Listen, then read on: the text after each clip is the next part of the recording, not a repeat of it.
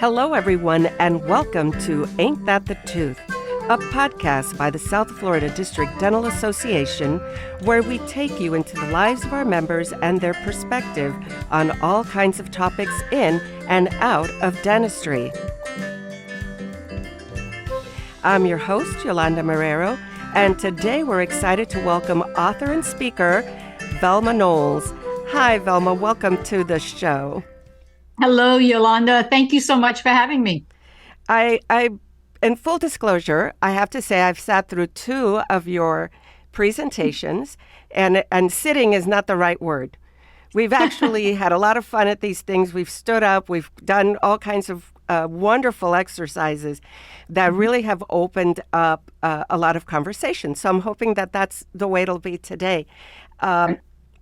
Velma is an association leader, and for the last 20 years, you've been dealing with marketing, membership, and hands-on exercises with all kinds of associations across the country. It's not just the dental world. So How did you get involved with that? Well, that's a great story, and thank you so much for the kind intro. So 20 years in the association world, but, originally in the islands of the Bahamas, which most people find like fascinating that I'm an islander and here now in United States in Florida, where we're broadcasting out of. But having spent 20 years working inside associations, one of the things that I've had to learn is that communication is the leader's greatest strength, or it's the greatest weakness. And it used to be my greatest weakness. And so I became a student of communication and how to improve. And I like to say, Yolanda, that the thing I struggled with the most in my 20 years of association life is the thing now that I use to teach and to train others with.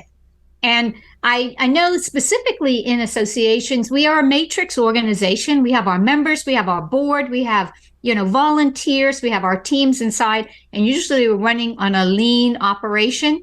And so communication is even so much more essential. And having grown membership inside the association world, marketing the association's brands and their promise and engaging members, I realized that just becoming a better communicator is going to help me, and it's going to help so many people. And that's what I do now, help them become better communicators and valuable leaders. Well, I know that you do that, and I know that you do it for the association world, but actually a lot of the stuff that you do talk about and get us to participate in can be used outside of that. I mean, it's relatable to working with your family, communicating with your business associates, your staff. It just goes beyond that than just the association world. So, absolutely. One of the things that I've always found fascinating is the fact that, we tend to we communicate within ourselves, and to bring that out to another person or to a group of people sometimes isn't that easy. In your head, you're saying everything you want to say, but then there's always either fear of not being heard, fear of just opening your mouth. You're always thinking, what's that other person going to think about what I'm saying? And sometimes we tend to just clam up and not even say a thing. Yeah. And you're exactly right. Communication, is not just for on the job or at an association or even in your career, regardless of what your career is. It's essential for your life, right? And I think one of the reasons why, we tend to struggle with our communication so much is because we're internalizing what we're really analyzing. What are we going to say? How we're going to say it versus truly first listening to what the other person is saying and acknowledging them. And so if there's a tendency from a human behavior perspective, we're all guilty of it. We look inward and then we say, well, how would I say that? What should I say? And we're analyzing it instead of focusing on the person that's going to receive the message and how best to deliver it to them so that you could speak in their language, Yeah. How do we get to that point, though? How do I understand how I'm going to communicate with you when I don't really know you that well? Right. So how do we break that little barrier? Yeah. So first and foremost, they said, to thine own self be true. So you have to understand what is your style of communication. And when we did this workshop, And I know you had a lot of fun with it. So many people did. It's always a great, activity training workshop, but we really applied the model of human behavior. So there's a lot of science that goes into how you communicate and why you have a certain style or way that you communicate. And it's not until you become aware of what your communication style is that you could truly start to understand why you say things a certain way. And it helps you to also expand your thinking and your awareness of, well, if I communicate in a certain style, but somebody else doesn't, then maybe my style needs to flex a little bit in order for me to truly engage with that other person. So self-awareness is the first thing. You got to understand your style. And then secondly, learn about communication styles, because it helps you to learn about, you start to recognize other styles, and then you can flex your approach to how to communicate, and not just communicate, but truly connect. I think we do a lot of talking, but are we actually connecting with the person? And I shared with you the 18-inch rule, right? Which is there's 18 inches between your head and your heart. And so, most people speak from their head. They're logically thinking, they're self-talking, they're analyzing it. And we're learning more and more the importance of really speaking from the heart, because that's how you're going to connect emotionally with someone else. Yeah. I think that emotional connection is so important, especially if you're conveying an idea. And also, if you're a doctor, you don't want to come across as uncaring. And so having the emotional connection to your patient, or to, it isn't always a doctor. It could be me speaking to a staff member, or our families, which we tend to really take for granted sometimes. We just say things because we don't expect any backlash, but, it happens. So, yeah, that whole concept of the emotional connection was surprising to me. And for those of you listening, I did participate in a wonderful event with the Florida Dental Association a couple of weeks ago. And Velma was there as the guest speaker and had us go through I hate to use the word floor exercise. It wasn't like we were doing any gymnastics, but we all stood up and we all were recognizing what our communication style was. And it was surprising how you could just see it in the room the minute that we were divided into our groups. And you could see how, people emotionally connect, and some people had trouble doing that.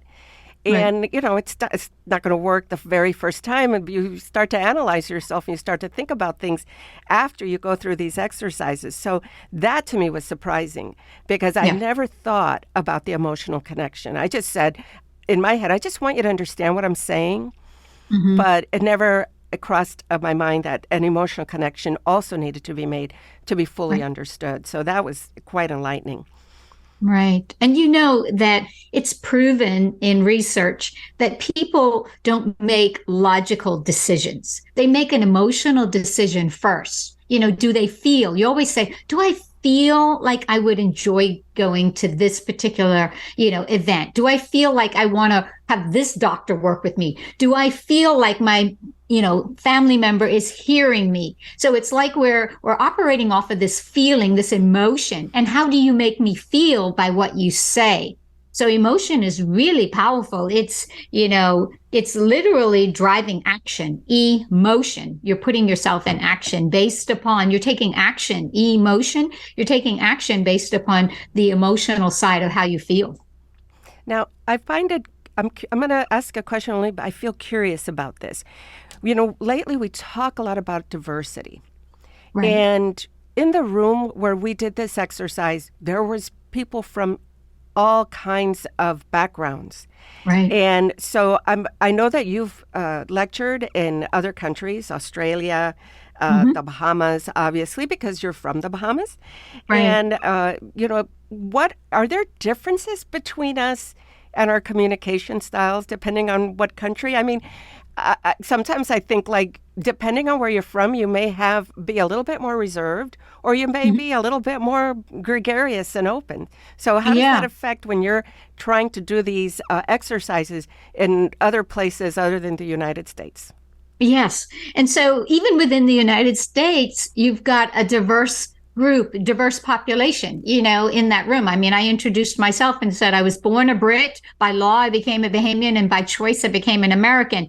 But where your environment, right? Your environment plays a critical role in whether you're introverted or extroverted, right? Or whether you are, more dominant in your personality of your communication style, or if you're more reserved. And so more fast paced. And so environment has a lot to do with it. And culture does play a role because culture sets beliefs and attitudes, that you then adopt. And you adopt in order to, exist within that environment that you brought up in, right?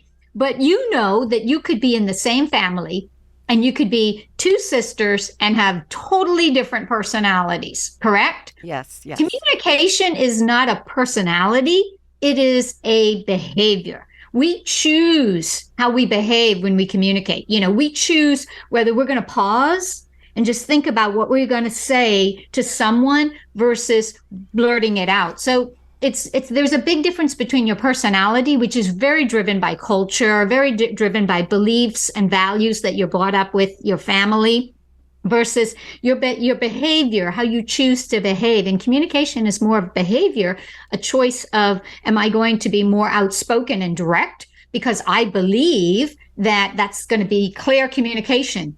Or am I going to be more soft and reserved because I want that other person to have patience with me? So it's a different type of behavior that we choose more than anything. Okay, so that answers my question, that it's a human thing and not necessarily where you're raised or born and raised. So I always found that interesting because, you do go to other countries and even the language sometimes, the English is different, Right. And so to be understood, I think it's interesting and funny to me. Yes. In addition to your travels, you've written books Right. on the subject. Mm-hmm. What made you want to write the book so that, what was the story behind that?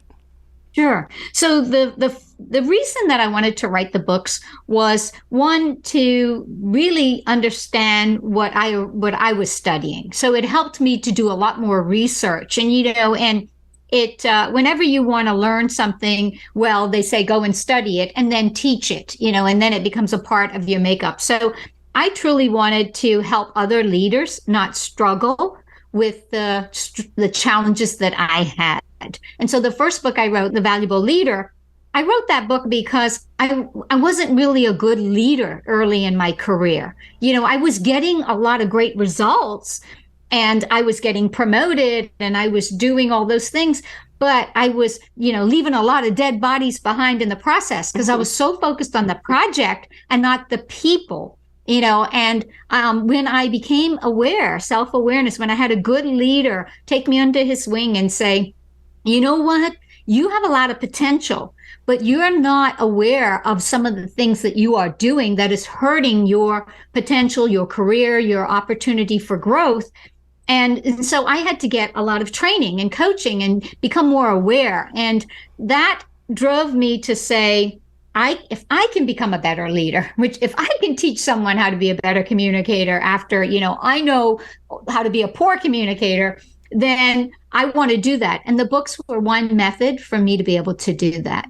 Yeah, I hope that if you're listening out there that you do, first of all, become interested in being a better communicator. And it doesn't necessarily have to be for your profession or your business. It's something that's good for all of us all the time. That if you can get to one of Velma's presentations, do it. I highly recommend it. Or, and if you can't, get a book because the information is invaluable. I really, really appreciated it because it made me realize how I've grown. I wish that I would have known these things at the start of my work life. So, I think that I probably would have done things differently. Right. And I know when I've been either bowling someone over with my attitude or I've reserved myself and then later on wished I would have said something or wished I would have said something in a different way. You do know when Yes. mess up. It's You a do choice, realize right? it. Yeah. You're very much aware of what your intentions or your motives are. And I agree with you 100%. I wish I would have had the tools and the training and the insight that I have now when I first started in my career. And that was a big driver for writing the books, because not everybody can get to your workshops or can bring you in for a keynote or a training session with, your team members. So have the books available so that they can then, pick up a $20 book and still be able to digest the material and learn from it. And I talk about those same lessons and the results of it and actions you could take right in the book. And so I really agree with you that, and I'm a university professor, so I teach at the college as well. And one of the things I find is in the curriculum, Yolanda, every university is teaching all of these skill sets that are about the discipline, how to be this engineer, the types of, skill sets you need to do a certain job, how to be a dentist, right? You study for that profession or whatever, you're studying in that university, but the soft skills, how to really be a good communicator. I taught the communication class, and the class is all about, well, how do you give a speech? Well, you think of, you say it this way, and these are all the technical sides of it. But the emotional side of it is missing, the human connection, the relationships. And I think that's the huge opportunity. And I hope the books deliver on that. Well, hearing what you're saying, wouldn't that be a wonderful addition to high school? It would be. I Absolutely. think that, there's a lot of things that are missed during that age. And I've heard even young people say, why didn't they teach us about how to buy a house, how to, purchase a car? Because it's a lot of surprises. And then, even communication, and I think especially in these times where we are so attached to our devices, our iPads, our phones, and you're delving into social media and you're communicating in a nonverbal way. So I almost feel like we are begging for this because we're losing our communication styles. And through the years, as I've been an executive director, and I'm going to date myself, I've been doing this now for 21, going on 22 years, you start to see generationally how communicating changes. I mean, we ourselves today have a tough time just getting messages out to people, much less being able to have face-to-face conversations that are meaningful. Gee, I would definitely petition to put this into the school's program because I think it's a necessary thing. Yes, and I would agree with you because everything we do, in our daily lives, the constant thing is communication. I mean, you don't wake up in the morning and not communicate. First and foremost, all that self-talk, right? I mean, we talk to ourselves probably more than we talk to anyone else. All the thoughts and decisions and ideas and things that are flowing through our mind. And, especially with our new generation and multi-generation, because of all the values that we all have, we grew up at different times, so different things affect why we make decisions and why we communicate our perspective on a particular topic a certain way. And that in of itself can create barriers to connecting and really not creating, misunderstandings or conflict. And when you size that up with everything going on, I'm going to send a text, or the new communication is an emoji, or a certain just a number of letters in the alphabet. What we're missing is the fact that we don't see how the other person is actually receiving the information. Email is a dangerous tool. I mean, it's very efficient, but we talked about this in the training too. But if you think about the other person first, if you put the other person first and say, how do they want to hear this message? And then you tailor your message to them, it's going to get received. And that's what you want. You want them to hear you, right? Yeah, definitely. And when you say about the emojis and things like that, I find that people use them, and I, myself included. Sometimes I'll read what I'm going to send, and I'm like, oh, this needs a little bit more, softening, or right, some sugar, so or I some put salt. in the little smiley faces, Sure. and to me, it's me trying to make that message come across with some kind of emotion. And Exactly. pick up the phone. If it's that important, Yeah. why don't you pick up Right. the phone? Listen, I want to tell you this. Right. And we don't do that. And I truly believe sometimes that we're hiding sometimes behind these written Hmm. text and emails. Right. Maybe because, and I'm going to give you an example of my own personal experience. Sometimes Sure. if I'm emailing a sponsor, I'm almost Right. afraid to send that email because I know I'm asking for money. I know I'm trying Right. to present our best foot forward.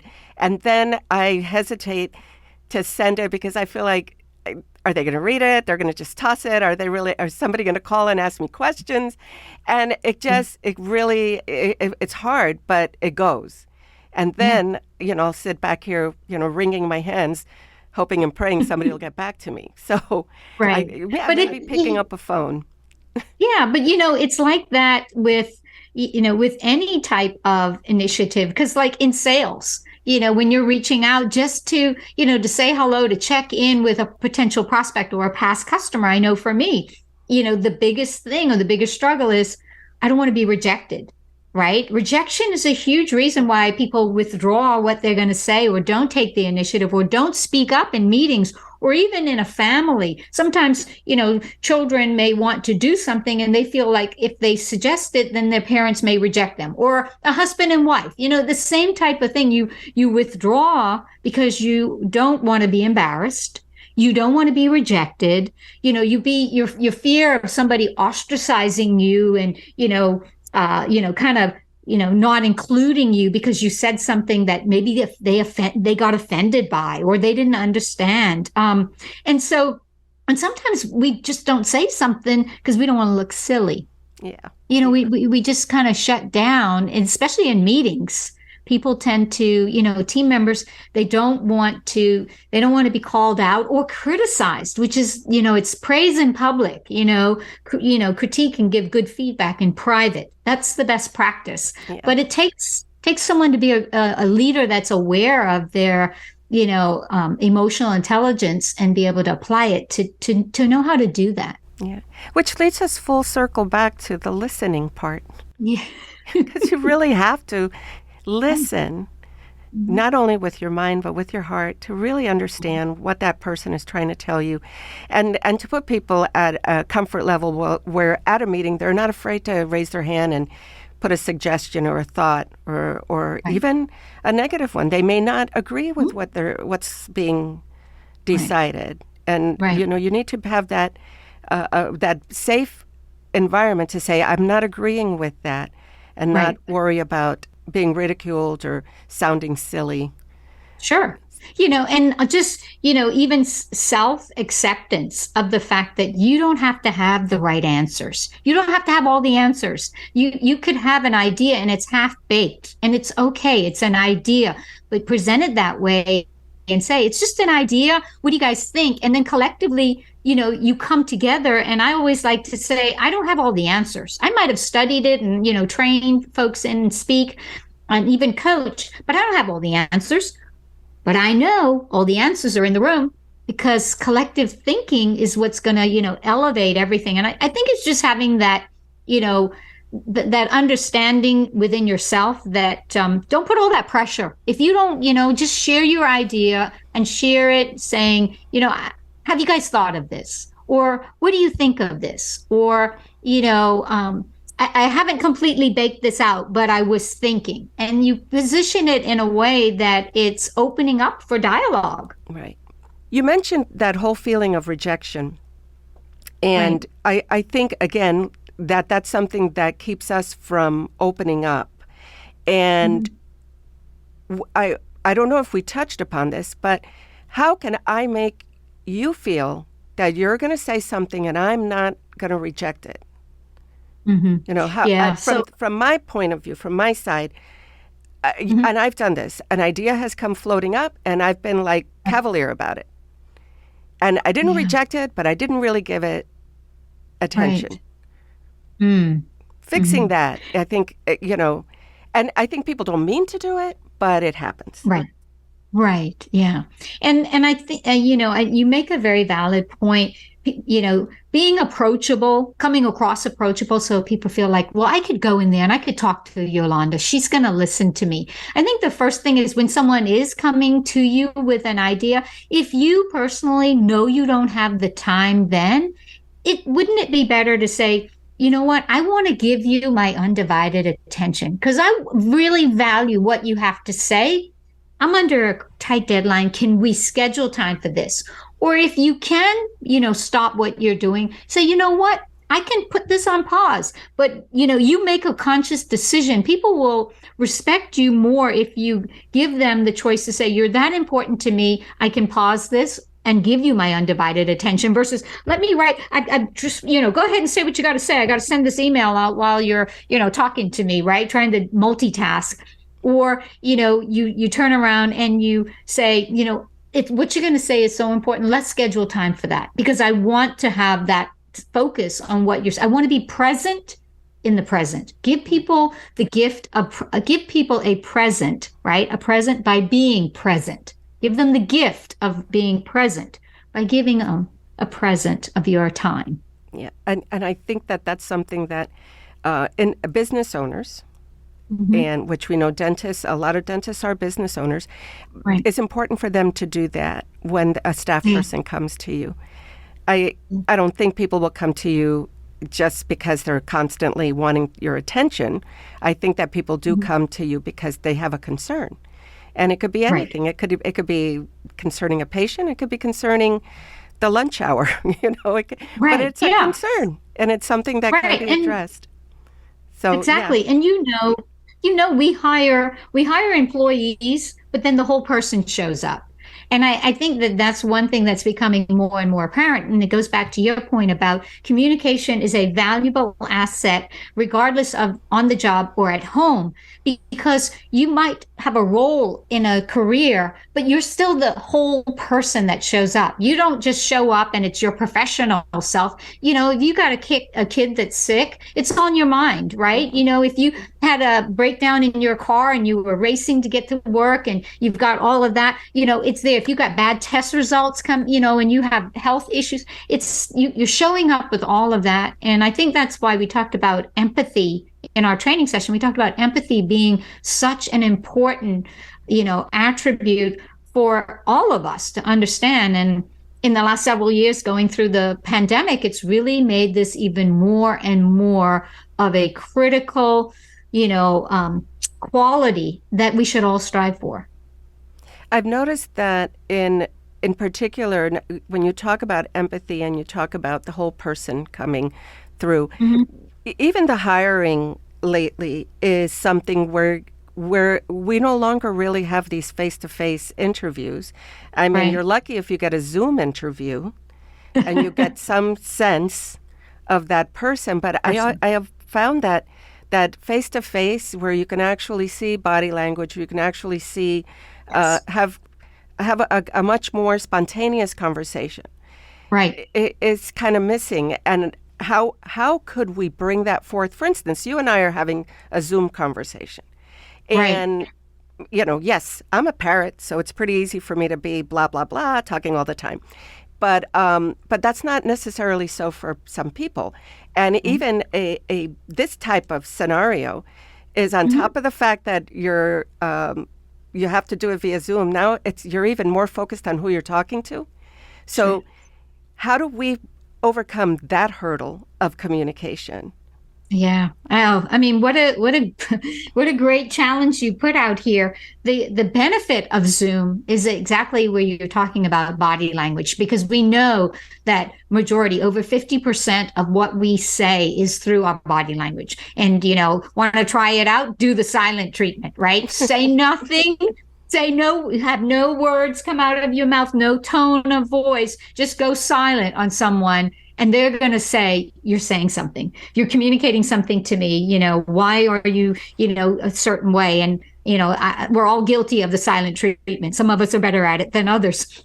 But when you have Zoom, at least you have that face-to-face ability to be able to make that connection. And I think the opportunity there is to leverage technology, right? Because we are in a virtual world, right? It's not going away. Leverage technology, but, be the leader that is the one that's going to take responsibility for making that conversation very comfortable, making that person feel like we're just having a chat. We're having a call to see if we are a good fit for you, right? We as a company, are we a good fit for you? Is our culture and our values lined up with the things that you believe in, that you can get behind? And then have that person say, is that, and then you as the interviewer say, is this person speaking the language that's going to, sing along with the hymn book of the choir of the team members we have? Are they going to gel with us? Are they going to be, and that's one side of the evaluation versus today it's technology and did the resume come through this software and did all the I's and T's cross off, of the skill set. I think the ability to understand someone's skill set, you got to be able to be competent and credible, able to do the job. But you also have to have will. They talk about skill and will, and the will is driving to the heart. And will this person, be a part of our culture, add to it, really blend with the team? And would we like working together with each other? Because Yes. we spend so much time at work, right? They say you spend 1/3 of your time on the job. You spend 1/3 of your time sleeping. And then you spend the other 1/3 of your time, with your family, your friends, eating, whatever you do on your social time off. But 1/3 of your life is spent in a career. I think you should want to like the people you're with and get along with them. It's your family away from your family, Well, I know that we've jumped to several different things about communication, but I think we've centralized that we are talking about communicating, and in addition to communicating is being understood, understanding, that mind and heart connection. Yes. Which is so important. Is there anything else that you want to kind of bring into the conversation before we start wrapping things up? Well, I think that, we talked about how to make people comfortable so that they feel like they can communicate, so they don't, hold things back. And one of the things I've learned in Dale Carnegie was that, you should pay someone a compliment, and it needs to be genuine. Don't just say something to say something, but pay someone a compliment because you want to help that person feel good about themselves, feel like you do like me, right? We talked about like, know, and trust, but you do like me. I like something, thinking about it from that perspective. Pay them a compliment because it puts people at ease and it makes them feel like, Yolanda likes me. And so then they're more willing to share what's on their heart, not just what's on their mind. Well, that's good advice and a great moment to end this conversation, which I hate ending it because I can actually speak to you for days.